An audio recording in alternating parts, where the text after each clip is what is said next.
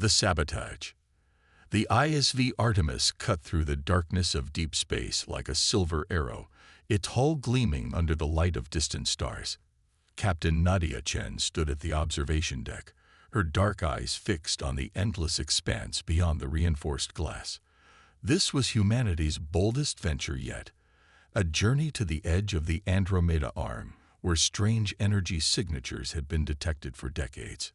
6 hours until we reached the anomaly zone, Captain, called Lieutenant Maya Okonkwo from her navigation station. The bridge hummed with activity as Earth's finest worked their stations with practiced precision. Nadia nodded, running her hand across the smooth console before her. The Artemis represented the pinnacle of human achievement, a quantum-powered vessel capable of bending space-time in ways that would have seemed impossible just 15 years ago. Its neural interfaces allowed crew members to connect directly with ship systems, making the vessel an extension of themselves. "How's our Q drive holding, Hiro?" Nadia asked, tapping her comm unit. Chief Engineer Hiro Tanaka's voice came through clearly from engineering. "Running at peak efficiency, Captain. The new calibrations we made at Jupiter Station are performing beyond expectations. This baby could probably outrun light itself if we pushed her." Nadia smiled. Pride was justified when it came to the Artemis. It had taken Earth's combined resources and brightest minds to build her, all in service of this mission. First contact with whatever intelligence lay beyond the mysterious energy curtain they had named the Veil.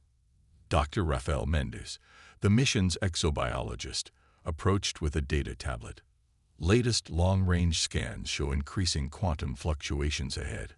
Whatever's generating these patterns, it's not natural. "Sentient origin?" Nadia asked. "Almost certainly," Rafael confirmed. "The patterns follow mathematical sequences too precise to be random. Someone's out there, Captain, and they want to be found."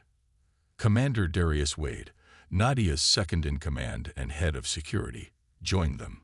His imposing frame and serious expression contrasted with Rafael's lean, enthusiastic demeanor. "Or they want us to think that. I've updated security protocols, just in case." "Always the optimist, Wade," Rafael chuckled. "Always alive, Mendez," Wade countered with the hint of a smile. Their banter was interrupted by a sudden flicker of the bridge lights. For a moment, the familiar blue glow dimmed, then returned. "That was odd," Nadia said, frowning. "Engineering. Status report." No response. "Engineering report," Nadia repeated, a note of urgency creeping into her voice. The lights flickered again, longer this time. Then the main view screen went dark. One by one, systems throughout the bridge shut down, console displays blinking out like dying stars. "What the hell?"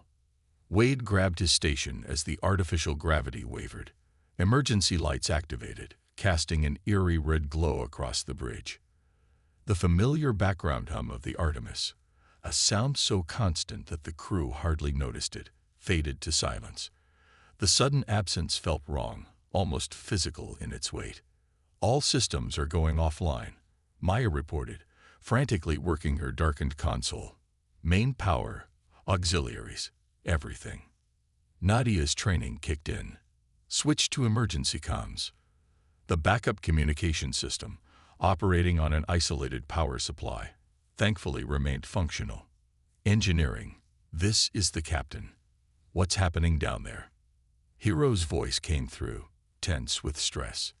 "It's everything, Captain. Main power, backup systems, even isolated redundancies. They're all failing simultaneously. Something's killing every system on the ship." "That's impossible," Maya said.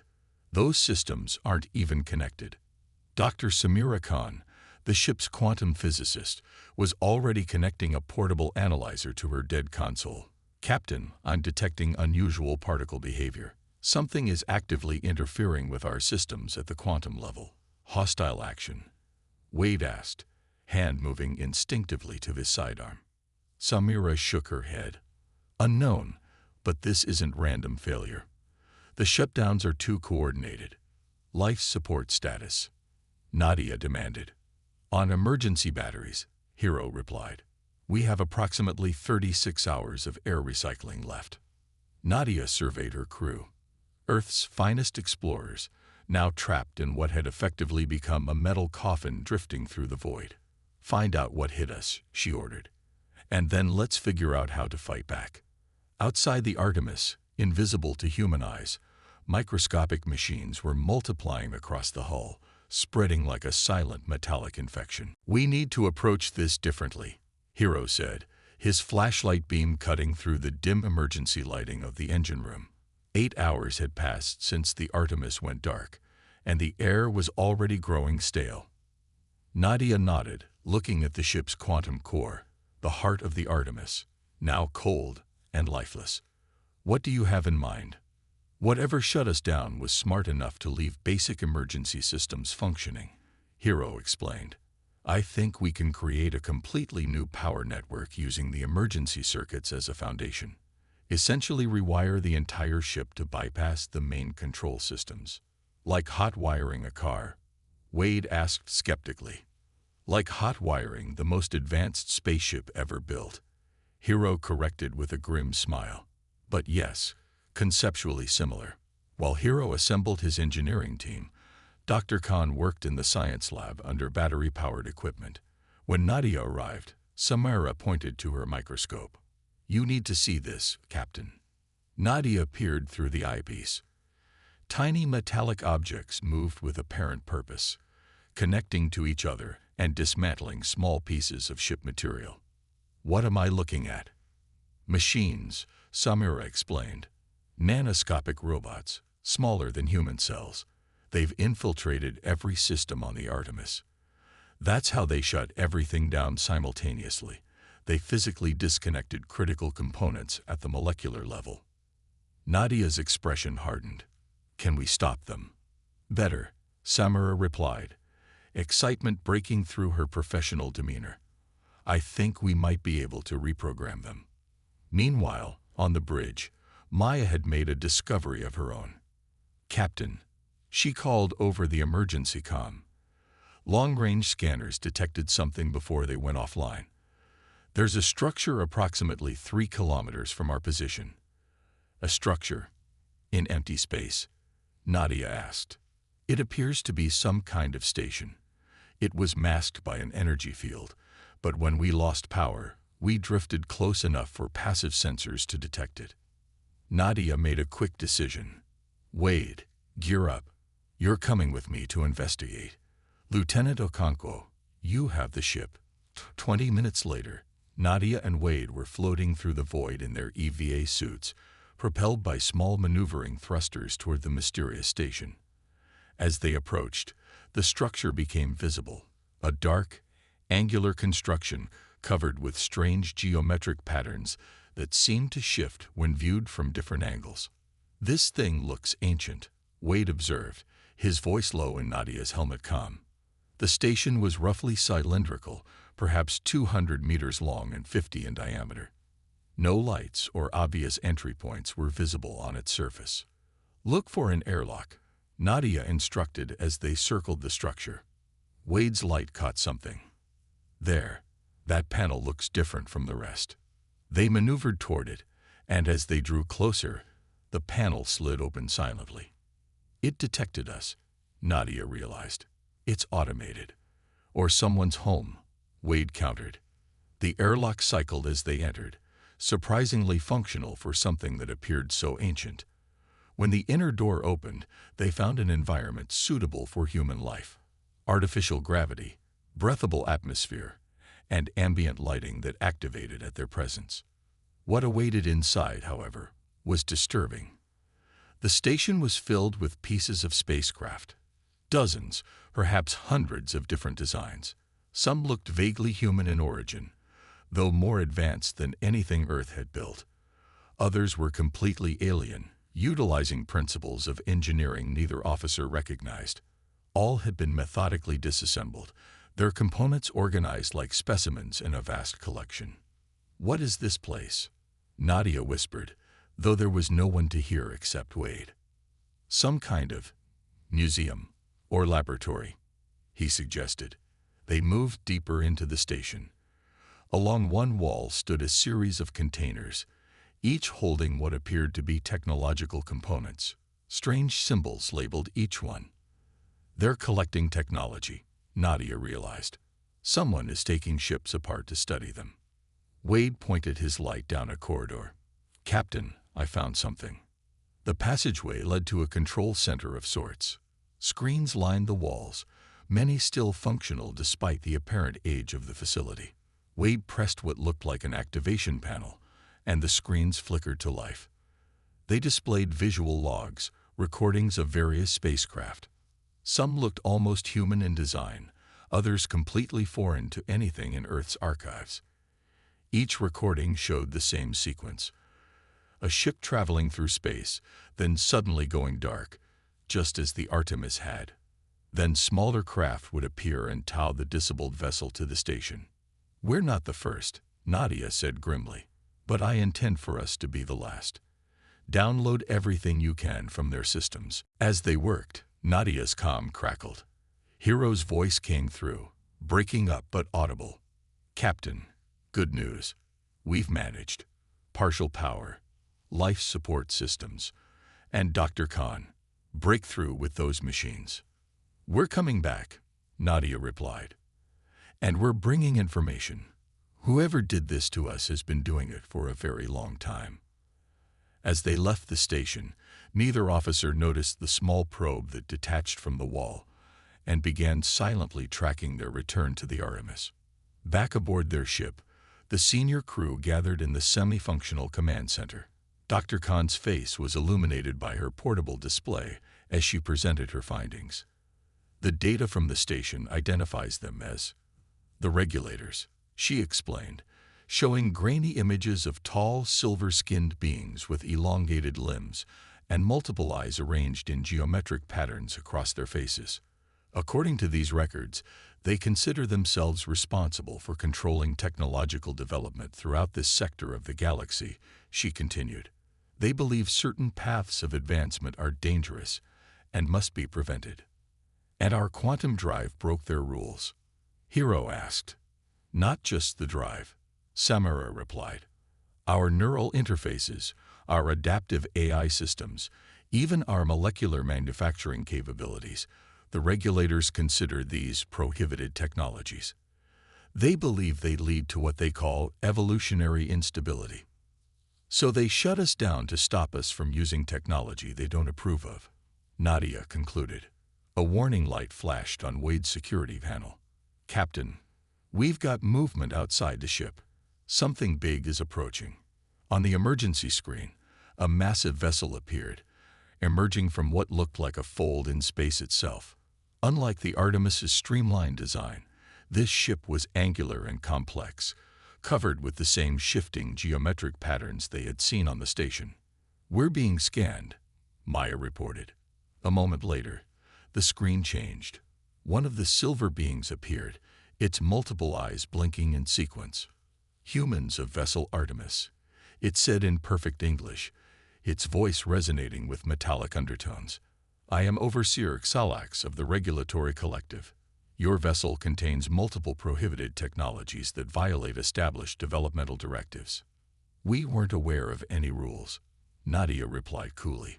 We are explorers, not criminals. Ignorance of cosmic law is not exculpatory, Xalax stated.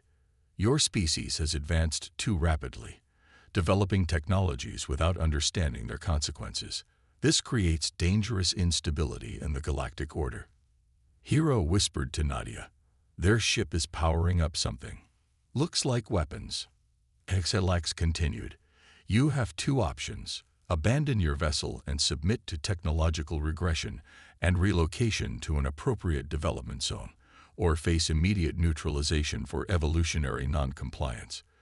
You have 4 hours to decide. The screen went dark. Relocation, Wade asked. What does that mean? Samara looked grim. According to the station records, they take species they consider problematic and move them to controlled worlds. They'd reset their technological progress to what they consider appropriate levels.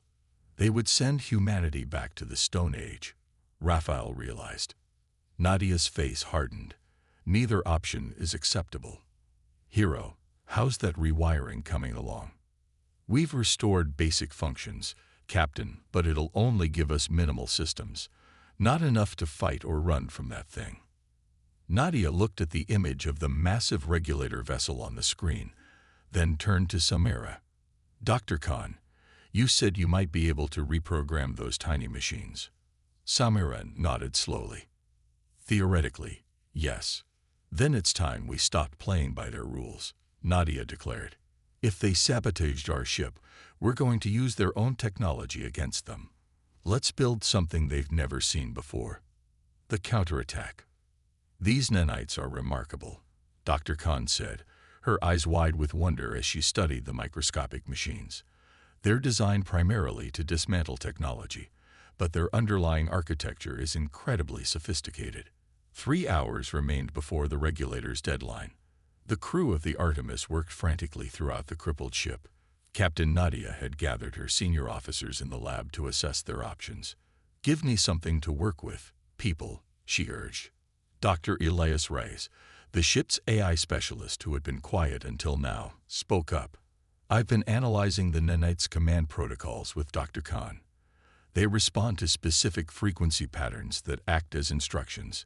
If we connect them to our quantum processors, we might be able to override their programming. Might? Wade asked skeptically. It's never been attempted before, Elias admitted, pushing his glasses up his nose. We're talking about technology created by beings potentially thousands of years more advanced than us. Nadia looked to Chief Engineer Tanaka. Can we do it? Hiro scratched his stubbled chin thoughtfully. We've got basic ship functions back online.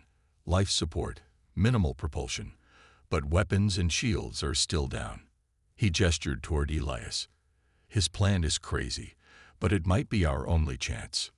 Do it, Nadia ordered. The next 2 hours were a blur of activity.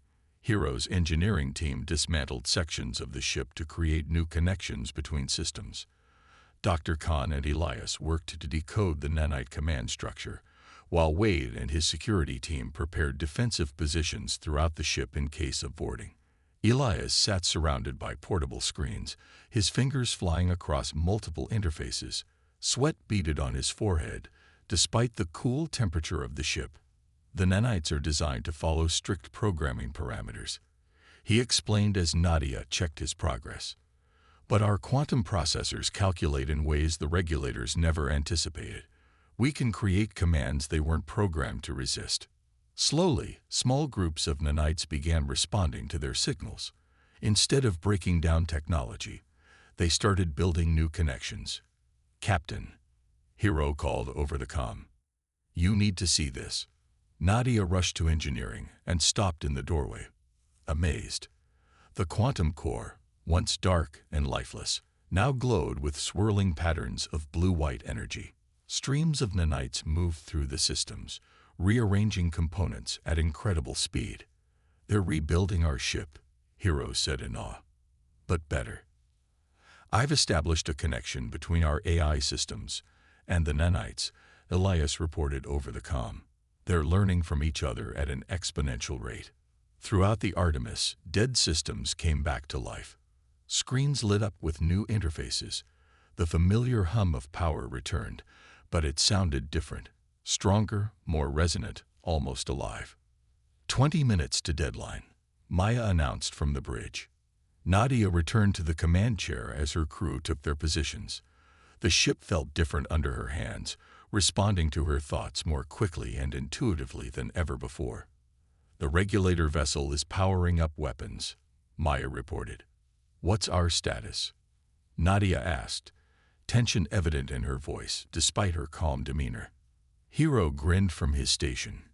Captain, we have full power, but it's not like before. The nanites have enhanced everything.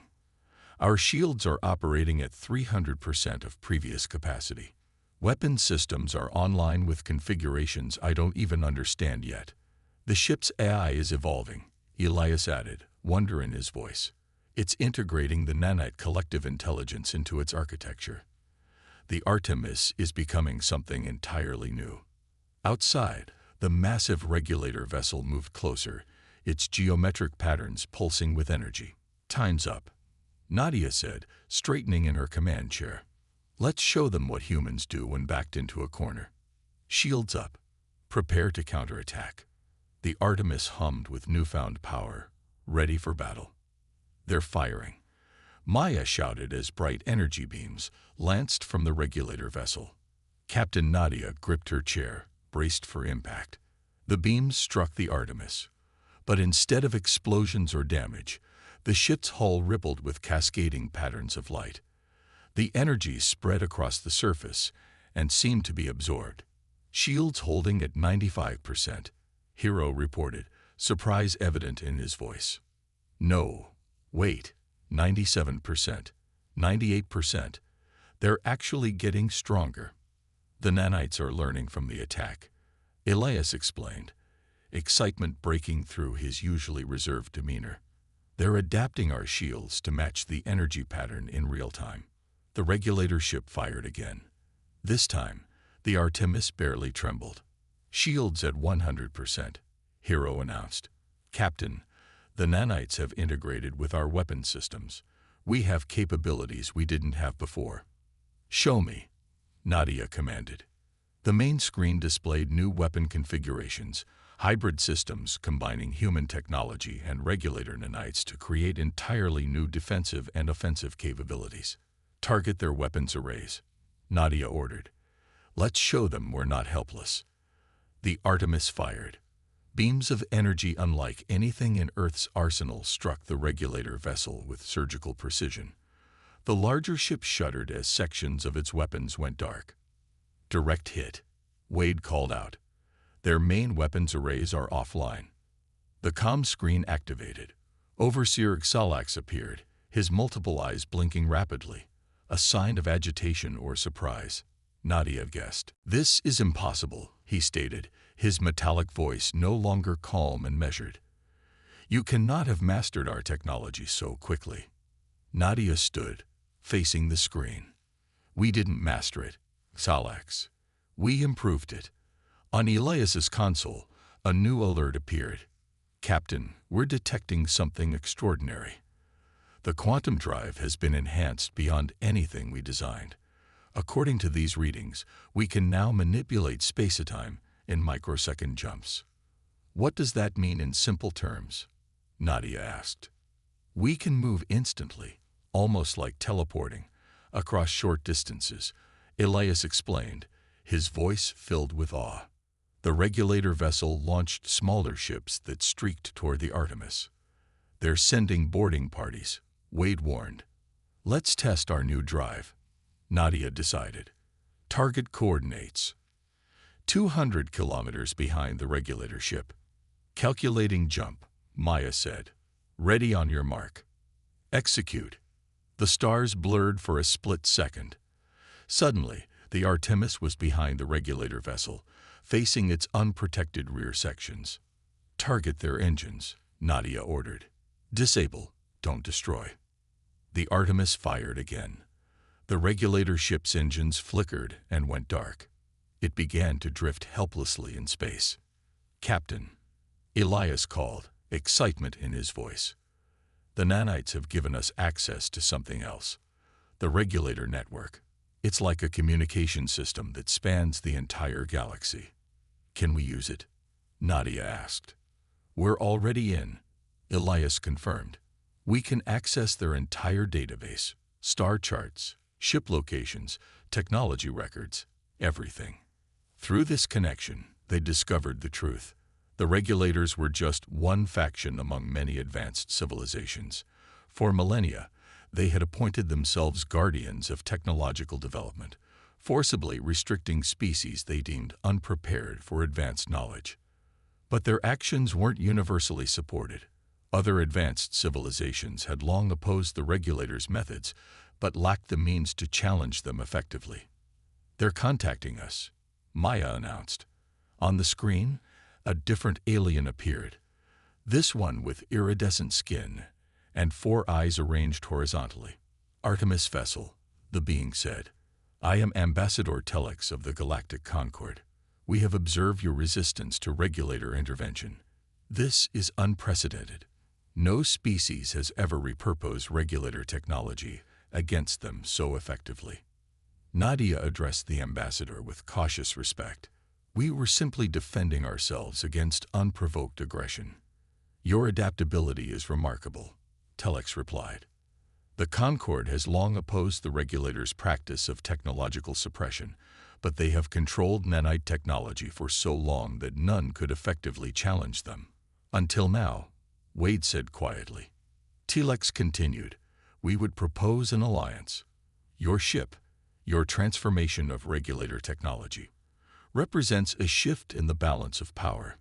Together, we could end their regime of forced technological regression. Nadia looked at her crew. Earth had sent them to make first contact, to expand humanity's horizons. They had never imagined becoming central figures in a galactic power struggle. Before we discuss alliances, Nadia said carefully, what happens to the regulators on that ship? They will be contained, not harmed, Telex assured her. The Concord does not practice elimination, only balanced governance. Nadia nodded. Then we have much to discuss, Ambassador. But first, she turned to the screen showing the disabled regulator vessel. Overseer Xalax, are you still receiving? The regulator appeared, his silver features rigid. I am. I want to be clear about something, Nadia said. Humans don't respond well to ultimatums. We don't accept arbitrary limitations on our development, but neither do we seek conquest or domination.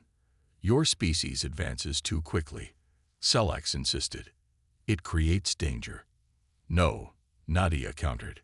It creates possibility. What you call dangerous, we call progress. What you fear as chaos, we embrace as opportunity. That's the difference between us, and why your attempt to stop us was doomed from the start. She gestured around the bridge of the transformed Artemis. We took your weapon against us and made it our strength. That's what humans do. We adapt, we evolve, and we decide our own destiny. Hours later, as the Artemis prepared to rendezvous with the Concord representatives, Nadia stood on the observation deck, gazing at the stars. The ship around her was no longer just the pinnacle of human engineering. It had become something more, a hybrid of human ingenuity and alien technology that represented a new chapter in technological evolution. Dr. Khan joined her, carrying data tablets. The nanites have stabilized throughout the ship. The Artemis is now essentially self-repairing and continuously evolving. What does that mean for us? Nadia asked. It means we've leapfrogged centuries of technological development in a single day, Samira replied. And according to the regulator database, we've barely scratched the surface of what's possible. Will Earth be ready for this? Nadia wondered aloud. Were we ready when we discovered fire, or electricity, or nuclear power? Samira shrugged. Humanity has always faced the challenge of managing our technological evolution. The scale is larger now, but the fundamental question remains the same. Will we use these tools wisely? The comm chimed. Captain, Maya's voice came through. The Concord representatives are ready to begin discussions, and we're receiving signals from multiple other civilizations who've learned about what happened. They're all requesting communication with the humans who transformed regulator technology. Nadia smiled. This wasn't the first contact mission they had planned, but perhaps it was the one humanity needed. Tell them we're ready, she said. As she headed toward the meeting, Nadia reflected on the irony. The regulators had sought to cripple the Artemis, to halt humanity's technological advancement. Instead, they had given humans the keys to the galaxy. Their attempt to sabotage the ship had transformed it into something extraordinary, a beacon of innovation that would forever change humanity's place among the stars. The Artemis, once Earth's proudest achievement, had become something more, a symbol of humanity's greatest strength, the ability to take adversity and transform it into opportunity. Whatever challenges awaited them in the vast galaxy, Nadia knew one thing with certainty. Humanity would face them as they always had, with creativity, courage, and an unwavering determination to chart their own course among the stars.